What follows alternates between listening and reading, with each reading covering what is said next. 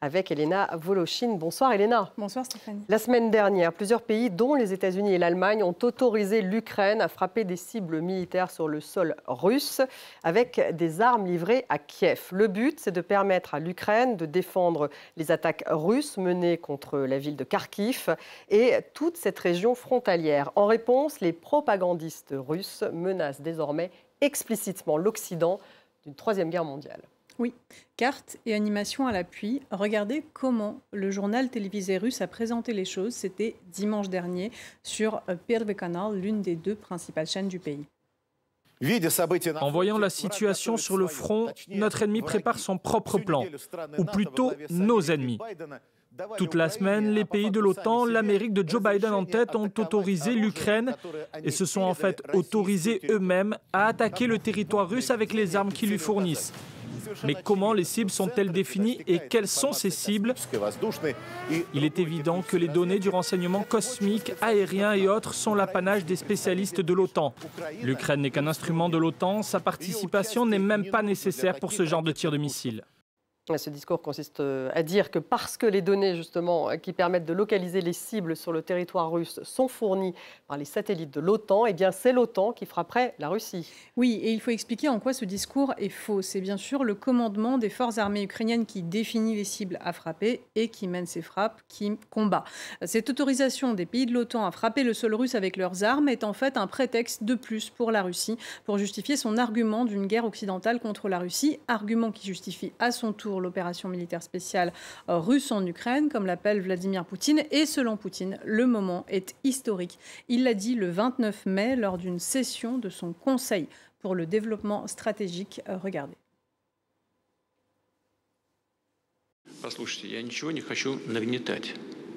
Écoutez, je ne veux pas faire escalader les choses, mais je vous demande votre attention. Nous comprenons tous, en tout cas tout le monde doit comprendre, quelle période nous traversons et quelle étape historique est en train de traverser la Russie. Oui, nous sommes en temps de guerre. L'étape est celle du rétablissement de la justice historique.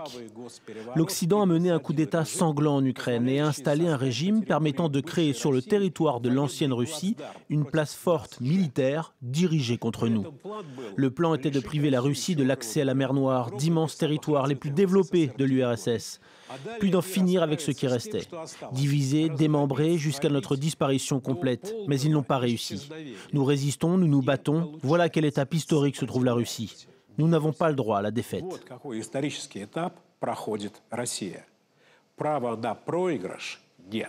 Celui qui s'exprime s'appelle Dmitri Kiselev. Il est propagandiste vedette à la tête de l'agence de presse internationale Rossiya Segodnia et du réseau RT. Il est la voix du Kremlin. Oui, et il réédite donc ce mythe selon lequel la Russie serait dans une guerre défensive face à un Occident qui aurait planifié de démembrer la Russie en s'attaquant d'abord à l'Ukraine pour la transformer en anti-Russie.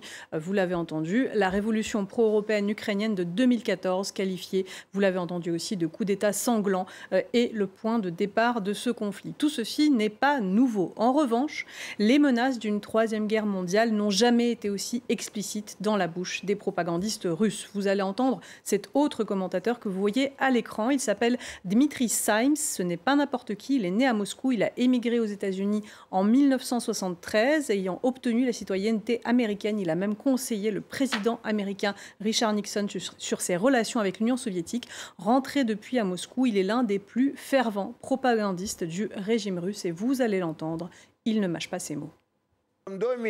À la Maison-Blanche, ils ne comprennent ni les possibilités de l'État russe, ni le caractère du peuple russe. Je n'ai aucun doute, et le président russe a justement prévenu qu'il peut y avoir, et qu'il y aura certainement, les conséquences les plus graves. Où, sous quelle forme, c'est le commandant en chef qui en décidera. Poutine a averti certains voisins de la Russie parmi les petits pays densément peuplés. Pour eux, les conséquences peuvent être graves. Mais si vous regardez la carte du monde, il y a énormément d'autres possibilités pour créer des problèmes pour les États-Unis. Je suis absolument certain d'une chose. L'époque où l'OTAN, en utilisant l'Ukraine, portait des coups contre le territoire russe en toute impunité est révolue. Le président Biden devra comprendre que la folie des lâches n'est pas une voie vers la victoire. Ça, ce sont des menaces explicites. Oui, et vous avez même vu cette carte des 15 pays de l'OTAN qui ont autorisé l'Ukraine à frapper le territoire russe avec leurs armes. Il y a les États-Unis, le Canada, mais il y a aussi les petits pays densément peuplés, dont parlait ce propagandiste citant Vladimir Poutine, les pays baltes, il y a la Pologne, la République tchèque, la France, l'Allemagne, les Pays-Bas, le Danemark ou encore la Norvège. Alors, le spectre des possibilités, par ailleurs, nous dit donc Dmitri Saïm, c'est bien plus large, et il n'est pas le seul à brandir de telles menaces aussi explicites. Un autre politologue régulièrement invité sur les plateaux de télévision russe en a proféré de similaires. C'était avant-hier, il était chez un autre propagandiste vedette sur l'autre principale chaîne étatique Rossiya 1, Vladimir Solovyov. Écoutez. Toutes les guerres qu'on attend depuis longtemps commencent soudainement. En réalité, si une vraie grande guerre commence, ses protagonistes n'auront que peu d'issues et la capacité d'une frappe et demie. C'est pourquoi dans cette guerre, vaincra celui qui frappera le premier et celui qui frappera là où ça fera le plus mal à l'adversaire. Alors, la menace nucléaire est explicite là aussi. En plus de proposer des cartes, la télévision russe suggère même des cibles pour de telles frappes sur le territoire des pays de l'OTAN. Regardez cet autre extrait du journal télévisé de la chaîne Первый канал. C'était toujours dimanche dernier. En décembre dernier, Zelensky a permis de localiser l'une des infrastructures clés d'où l'Occident mène sa guerre contre la Russie. Il s'est rendu à la base américaine de Wiesbaden en Allemagne. Ce lieu est le cerveau des opérations armées ukrainiennes. Les pays européens s'enlisent de plus en plus dans la guerre. Vendredi à Vilnius, pendant des exercices de l'OTAN, l'inspecteur général de l'armée allemande a déclaré « Nous devons être prêts à mener une guerre, de nouveau. » À quelle période historique tout cela va nous ramener? Ça reste un mystère. Mais qui aurait pu penser que, de nouveau, des tanks allemands brûleraient aujourd'hui en Ukraine? Ce sentiment de se croire tout permis leur est conféré par une analyse erronée de nos possibilités et de notre détermination. Ils estiment qu'on n'a ni l'intention ni la volonté de frapper les pays de l'OTAN. On l'a entendu, une analyse erronée des intentions et de la détermination de la Russie. Ceux qui penseraient que le bouclier de l'OTAN protège ces pays de frappe russe se tromperaient donc, c'est ce qu'il dit clairement. Que vise ce propos, Elena ? Eh bien, il vise soit à avertir, soit à faire peur, voire les deux. Si c'est le rôle des propagandistes, en tout cas, de faire monter ces enchères, jamais la menace côté russe n'a été aussi unanime. Le 28 mai dernier, Vladimir Poutine, lui-même d'ailleurs, on le disait, faisait donc allusion à ces frappes sur des pays de l'OTAN.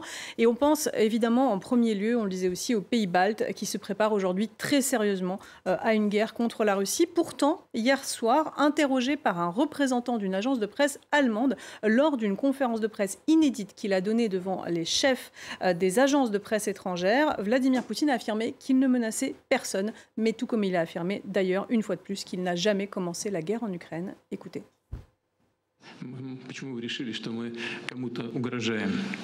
Pourquoi estimez-vous que nous menaçons qui que ce soit? Nous ne menaçons personne, et surtout pas un chef d'État étranger. C'est d'un mauvais goût, et ce n'est pas bien. Nous avons notre position sur certaines questions. Tout le monde pense que la Russie a commencé la guerre en Ukraine. Mais nous n'avons pas commencé cette guerre. Nous n'avons pas attaqué. Nous nous sommes défendus. Que tout le monde le retienne bien. La défense du territoire russe, c'est aussi ce que prévoit la doctrine nucléaire russe. Frappera, frappera pas. Affaire à suivre donc en ce jour historique où l'on commémore le débarquement des Alliés en Normandie. Merci Elena Voloshin pour Vue de Russie et à la semaine prochaine.